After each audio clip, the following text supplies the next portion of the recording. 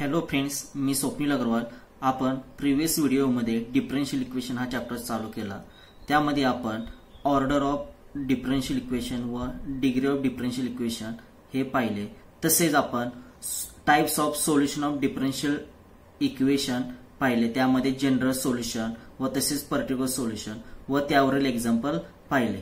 आज आपण formation of differential equation व solution of differential equation by using variable separable method पाहणार आहोत। म्हणजेच एखादे जनरल सोल्युशन दिलं असेल तर ते फॉर्म डिफरन्शियल इक्वेशन मध्ये कसं करायचं ते पाहणार आहोत। तसेच आपणास एखादे डिफरन्शियल इक्वेशन दिलं असेल तर त्याचं solution by using variable separable method कसं फाइंड करायचं ते पाहणार आहोत। चला तर आपण पाहूया formation of differential equation. Okay, मी मागच्या वेळेस सांगितलेलं आहे की आपणास एखादं जनरल सोल्युशन दिलं असेल तर त्याचं फॉर्मेशन कसं करायचं। जसं आपण त्यामध्ये आर्बिट्ररी कॉन्स्टंट पाहायचं। एक आर्बिट्ररी कॉन्स्टंट असेल तर त्या डिफरन्शियल इक्वेशनची ऑर्डर काय असणार आहे, एक असणार आहे। आणि समजा आर्बिट्ररी कॉन्स्टंट दोन असतील तर त्यामध्ये डिफरन्शियल इक्वेशनची ऑर्डर किती असेल, दोन। And so on an arbitrary constant असतील तर डिफरन्शियल इक्वेशनची ऑर्डर काय असणार आहे, एन। ओके, मग त्याच पद्धतीने तेवढे डेरिव्हेटिव्ह आपणास घ्यावे लागतील। ओके, तेच म्हणजे काय असणार आहे, फॉर्मेशन ऑफ डिफरन्शियल इक्वेशन। तेच सांगितलेलं बघा, we shall study formation of differential equation when its general solution is given. Okay, म्हणजे आपण जनरल सोल्युशन दिलं असेल तर त्याचं डिफरन्शियल इक्वेशन कसं फॉर्म करायचं ते पाहिजे। For this purpose we note that if general solution of a differential equation contains one arbitrary constant.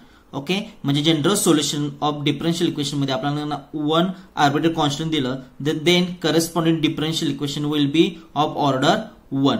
Okay, मग त्याची ऑर्डर काय असणार आहे, one. Where if general solution contains two arbitrary constant then corresponding differential equation will be order two. Okay, म्हणजे general solution मध्ये दोन constant असतील arbitrary constant तर डिफरन्शियल इक्वेशनची ऑर्डर काय असणार आहे, दोन असणार आहे। And so on. In general, if general solution contains n arbitrary constant, then the order of differential equation is काय असेल, n ऑर्डर असणार आहे। ओके, म्हणजेच आपण जसे जेवढे कॉन्स्टंट असतील तेवढ्या वेळेस आपल्याला काय घ्यावं लागेल, डेरिव्हेटिव्ह घ्यावं लागेल। मग त्यानुसार आपले फॉर्म काय होणार आहे, डिफरन्शियल इक्वेशन होणार आहे।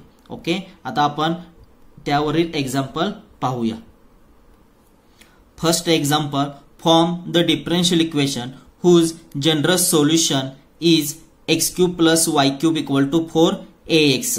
ओके, मग इथं आपला कॉन्स्टंट काय आहे, 4a। ए काय आपला कॉन्स्टंट आहे। ओके, मग ठीक आहे, मग आपण आता डिफरन्शियल इक्वेशन मध्ये ते फॉर्म करून घ्या। म्हणजे दिलेलं सोल्युशन ते लिहून घेतलं। Okay, where a is a constant given since given equation one contains only one arbitrary constant then the required differential equation will be order one. आपला इथं 4 हा कॉन्स्टंट धरायचं, 4a हा पूर्ण एकच कॉन्स्टंट लक्षात ठेवा। ओके, मग त्याचं एकदा डेरिव्हेटिव्ह घ्यावं लागेल differential equation one with respect to x we get. Okay, मग एक्स क्यूबचं derivative with respect to x काय असणार, 3x² प्लस y ला आपण x मायनस एक्स क्यूबचं डेरिव्हेटिव्ह काय असतं, 3x²। मग त्या पद्धतीने 3y² इन टू जे काय मांडलं त्याचं derivative with respect to x. वायचं derivative with respect to x काय असणार, dy by dx equal to काय असणार आहे, 4a। कारण एक्सचं derivative with respect to x काय असणार, 1, त्यामुळे 4a। त्याला इक्वेशन नंबर 2 म्हटलेलं आहे। मग आपल्याला डिफरन्शियल इक्वेशन फॉर्म मध्ये आणायचं। मग ते 4a काय करायचं लागेल, इलिमिनेट करावं लागेल। मग ते इलिमिनेट कसं करणार की 4a ची व्हॅल्यू काय मिळाली आपल्याला, ही मिळाली, ते इक्वेशन 1 मध्ये पुट करायचे। Okay, to eliminate a from the equation 1 and to put value of 4a from equation 2 in equation 1 we get x³ plus y³ equal to 4a ची व्हॅल्यू पुट केली, 3x² plus 3y² into divide by dx into x ना आत multiply करून घेतलं। Okay, x³ plus y³ equal to 3x³ plus 3xy² divide by dx। Okay, मग ही term सगळी RHS कडे ढकलली, 3x³ मायनस x³ काय असणार आहे, 2x³ y³ तिकडे घेतलं मायनस आहे ना, minus y³ plus 3xy² divide by dx equal to 0 which is required differential equation। Okay, लक्षात ठेवा जेवढे कॉन्स्टंट तेवढेच आपण काय करायचे, डेरिव्हेटिव्ह घ्यायचे। ओके, आणि जे काही कॉन्स्टंट आहे तो कॉन्स्टंट काय करावा लागेल, इलिमिनेट करावा लागेल। Okay, which is required answer second example पाहूया आपण. सेकंड एक्झाम्पल काय दिले, y equal to a e raise to 3x plus b e raise to minus 3x. Okay, इथं कॉन्स्टंट किती दिले आहेत, 2, a आणि b असे दोन कॉन्स्टंट दिलेले आहेत. मग इथं आपण डेरिव्हेटिव्ह किती वेळा घ्यावं लागेल, 2 वेळा. Okay, given general solution is दिलेले ते लिहून घेतलं, त्याला इक्वेशन नंबर 1 म्हणलं. where a and b are arbitrary constant. Differentiating equation 1 with respect to x we get dy by dx. y चे derivative with respect to x काय असणार, dy by dx equal to a constant आहे तसा e raise to 3x, 3x ला x मानलं, e raise to x चे derivative e raise to x into जे काय मानलं त्याचं डेरिव्हेटिव्ह, 3x चे डेरिव्हेटिव्ह असेल 3 म्हणजे 3a e raise to x. Okay, परत b कॉन्स्टंट आहे तसा e raise to minus 3x, minus 3x ला काय मानलं, x मानलं, e रेस टू x चे derivative e raise to x असतं त्यामुळे e raise to minus 3x into जे काय मानलं त्याचं डेरिव्हेटिव्ह, मायनस 3x चे डेरिव्हेटिव्ह काय असेल minus 3. Okay, again differentiating with respect to x we get dy by dx derivative again with respect x काय असणार, d2y upon dx square equal to 3a constant आहे तसं e रेस टू 3x चे derivative 3 into e raise to x e raise to 3x. Okay, minus 3b e raise to minus 3x into minus 3. Okay, त्याचं again derivative घेतल्यामुळे परत minus minus minus काय झालं, plus 3 into 3 9a e raise to 3x plus minus minus plus 3 into 3 9b e raise to minus 3x.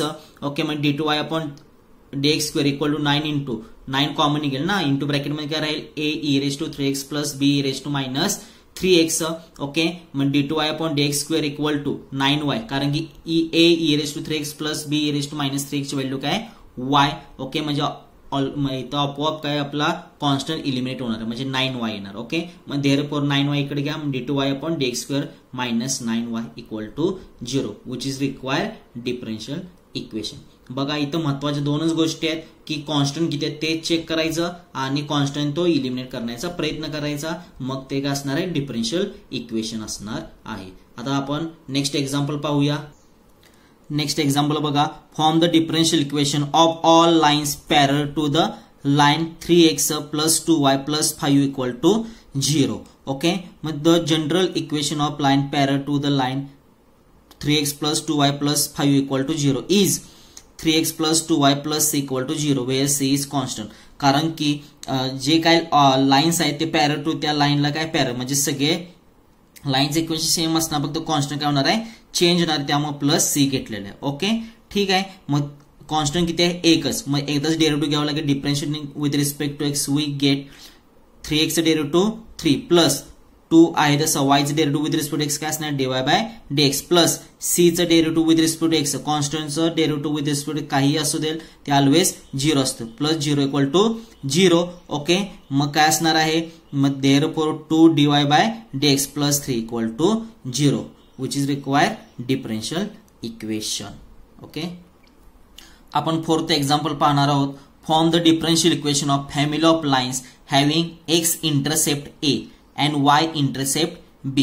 Okay, मग आपल्याने या equations या family of lines having x intercept a and y intercept x equation आपणास माहित आहे. Okay, ते लिहून घेऊया. The equation of a line having x intercept a and y intercept b is given by काय असते equation, x upon a plus y upon b equal to 1. त्याला equation number 1 म्हणलं. आता इथे कॉन्स्टंट किती आहेत, 2 आहेत. कोणकोणते, ए आणि बी. ओके, हे दोन कॉन्स्टंट आहे, मग ते तेवढे आपल्याला डेरिव्हेटिव्ह घ्यावं लागेल. Where a and b are constant, differentiating equation 1 with respect to x we get.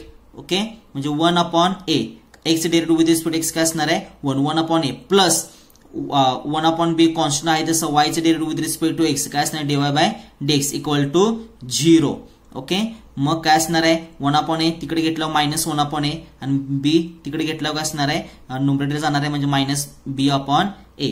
Okay, दोन कॉन्स्टंट असल्यामुळे again differentiating with respect x we get dy by dx derivative with respect x काय असणार d2y upon dx square equal to 0. का 0, कारण की minus b upon ए हे काय पूर्णपणे काय आपलं कॉन्स्टंटचं डेरिव्हेटिव्ह ऑलवेज काय असतो 0, त्यामुळे equal to 0 which is required differential equation. Okay, एक गोष्ट नेहमी लक्षात ठेवा, कन्फ्यूज व्हायचं नाहीये. तुम्हाला शंका कुठे येणार आहे की सर 1 पण काय कॉन्स्टंट आहे, कॉन्स्टंट म्हणजे हे कॉन्स्टंट मान्य करायचं नाही. कॉन्स्टंट काय करायचं की आर्बिट्ररी कॉन्स्टंट म्हणजे काहीतरी जनरल कॉन्स्टंट पाहिजे आहे. ओके, ए बी सी वगैरे काय जनरल कॉन्स्टंट म्हणजे असे तुम्ही धरलं 2 3 4 मग ते भरपूर कॉन्स्टंट ते धरायचे नाहीत. इन जनरल जे काय सी बी ए वगैरे काय असतात ते इन जनरल कॉन्स्टंट असतात ते धरायचे. ओके, ठीक आहे. नेक्स्ट एक्झाम्पल पाहूया आपण. Fifth example, form the differential equation of an ellipse whose major axis is twice its minor axis. Okay, मग आपणास इक्वेशन ऑफ इलिप्स माहिती आहे ते लिहून घ्या. X square upon a square plus y square upon b square equal to 1. त्याला equation number 1 म्हणलं. पण गिवन आपणास काहीतरी दिलेलं आहे. काय दिलेलं आहे? Major axis is twice its minor axis. म्हणजेच काय दिले तुम्हाला? ए इक्वल टू काय दिलेलं आहे? 2b. Okay, A equal to 2b दिलेला आहे. मग ए इक्वल टू 2b इक्वेशन 1 मध्ये पुट करा. म्हणजे एक्स स्क्वेअर अपॉन ए ची व्हॅल्यू काय? 2b. 2b चा स्क्वेअर काय असणार? 4b square plus y square upon b square equal to 1. Okay, मग इथं एलसीएम घेतला. एलसीएम घेतल्यामुळे काय येणार आहे? X square plus 4y square upon 4b square equal to 1. तिरकस गुणाकार केला म्हणजे x square plus 4y square equal to 4b square. Okay, इथं कॉन्स्टंट किती आहेत? एकच आहे. कोणता आहे? B. Where b is a constant. मग डेरिव्हेटिव्ह किती वेळा घ्यावं लागणार इथे? आपणास एकदा घ्यावं लागेल. ओके, मग त्यानुसार differentiating with respect x, x स्क्वेअरचं डेरिव्हेटिव्ह विथ रिस्पेक्ट एक्स काय असणार आहे? 2x प्लस 4y स्क्वेअरचं डेरिव्हेटिव्ह काय असणार? 4 कॉन्स्टंट आहे तसा y स्क्वेअरचं डेरिव्हेटिव्ह काय असणार विथ रिस्पेक्ट टू एक्स? काय असणार आहे? 2y into dy by dx. 2 into already 4 आहे म्हणजे काय असणार? 8y into dy by dx equal to 4b स्क्वेअरचं डेरिव्हेटिव्ह काय असणार? 4 कॉन्स्टंट b कॉन्स्टंट त्याचं स्क्वेअर कॉन्स्टंट. कॉन्स्टंटचं डेरिव्हेटिव्ह विथ रिस्पेक्ट टू काही असेल त्याचा ऑलवेज काय असतो? 0. ओके, मग इथं कॉमन काय निघेल? 2 कॉमन निघेल. 2 कॉमन काढला आणि डिवाइड केला. 0/2 काय असणार आहे? 0 असणार. म्हणजे x plus 4y dy by dx equal to 0 which is required differential equation. Okay, इथे आपले फॉर्मेशन ऑफ डिफरन्शियल इक्वेशनचे एक्झाम्पल घेतलेले आहेत. मग इथं फक्त एक गोष्ट नेहमी लक्षात ठेवा, जेवढे आर्बिट्ररी कॉन्स्टंट इन जनरल असतील तेवढेच डेरिव्हेटिव्ह घ्यायचे आणि जे काही कॉन्स्टंट आहे तो इलिमिनेट करायचा. ओके, ह्यालाच काय म्हटलं जातं? Formation of differential equation. आता आपण नेक्स्ट पॉइंट घेणार आहे solution of differential equation. Okay, we shall study the method of solving differential equation.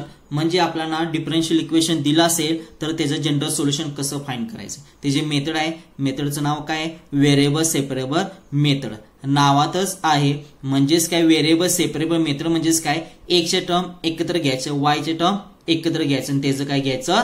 Integration. तीच मेथड काय सांगते? Variable separable method. ओके, म्हणजेच बघा इन जनरल कसं सांगितलं जातं. We know that every differential equation of first order and first degree can be written in the form m dx plus n dy equal to 0. Okay, म्हणजे first degree आणि first order असेल तर या type मध्ये एक equation असतं m dx plus n dy equal to 0. त्याला equation number 1 where m and n are function of x y. Mixing असेल किंवा एक्स किंवा वाय असेल. Okay, if m is function of x alone say f of x and n is a function of y alone say g of y, then equation 1 is f of x dx plus g of y dy equal to 0. म्हणजेच बघा मी सांगितलं तेच की ज्यावेळेस तुमचं हे function of x y mixing असेल, इथं पण तसंच असेल, तर आपण हे व्हेरिएबल सेपरेबल म्हणजे काय? एक्सचे टर्म एकत्र आणि वायचे टर्म एकत्र करायच्या. ओके, आणि ते एकत्र केल्यानंतर त्याला काय मांडले आपण? इथं एफ ऑफ एक्स मांडलं आणि इथं वायचे टर्म एकत्र केलं तिथं काय मांडलं आपण? G of y. त्यामुळे f of x dx plus g of y d y equal to 0. Okay, this is the said to be and variable separable form whose solution is obtain by. ज्यावेळेस आपलं एक्सचे term एकत्र घेतल्या, वायचे term एकत्र केल्यानंतर त्याचं solution find करण्यासाठी काय घ्यायचं? दोन्ही साईडचं काय घ्यायचं? Integration. Okay, integrating we get काय असेल? Integration of f of x dx plus integration of g of y d y equal to c, where c is constant of integration. ज्यावेळेस आपण इंटिग्रेशन घेतो त्यावेळेस काय घेतो आपण? तिथं कॉन्स्टंट ऑफ इंटिग्रेशन घेतलं जातं. ओके, सिंपल मेथड आहे. त्यावरचे एक्झाम्पल पण खूप सोपे असतात. ओके, फक्त मी काय म्हटलं, कोणतंही इक्वेशन डिफरन्शियल इक्वेशन देऊ दे, पहिली गोष्ट काय करायचं की एक्सचे टर्म एकत्र आणि वायचे टर्म एकत्र करायचा. ओके, ते एकत्र केल्यानंतर मग इंटिग्रेशन घ्यायचं. इंटिग्रेशन घेतल्यानंतर दिलेले डिफरन्शियल इक्वेशन आपणास काय मिळणार आहे? जनरल सोल्युशन मिळणार आहे. ओके, मग आता त्यावरचे एक्झाम्पल पाहूया आपण. बघा फर्स्ट एक्झाम्पल काय सांगितलेलं आहे, solve y minus x dy by dx equal to 0. Okay, solve म्हणलं म्हणजे काय, सोडविणे आणि आपल्याला सोल्युशन फाइंड करायचं आहे. सिंपल एक्झाम्पल आहे, काही अवघड नाहीये. मी सांगितलं त्या पद्धतीनं व्हेरिएबल सेपरेट म्हणजे काय, एक्सची टर्म एकत्र आणि वायची टर्म एकत्र करायची. ओके ठीक आहे, मग आपण करून घेऊया. अगोदर given differential equation is y minus x dy by dx equal to 0. जे दिले ते लिहून घेतलेलं आहे. ओके, मग आपण minus x dy by dx RHS ला ढकललं म्हणजे x dy by dx equal to काय मिळणार, y. ओके, मग y एलएचएस ला ढकललं आणि एक्स आरएचएस ला म्हणजे dy upon y equal to dx upon x. Okay, झालं का, इथं व्हेरिएबल सेपरेट वायची टर्म एकत्र घेतली आणि एक्स टर्म एकत्र घेतलं नाही तर आपल्याला सोल्युशन फाइंड करता येणार नाहीये, लक्षात ठेवा. त्यामुळे वायची टर्म एकत्र घेतली, एक्स टर्म एकत्र घेतली. आता इथं आपण काय करायचं, इंटिग्रेशन घ्यायचं दोन्ही साईडचं. Okay, integrating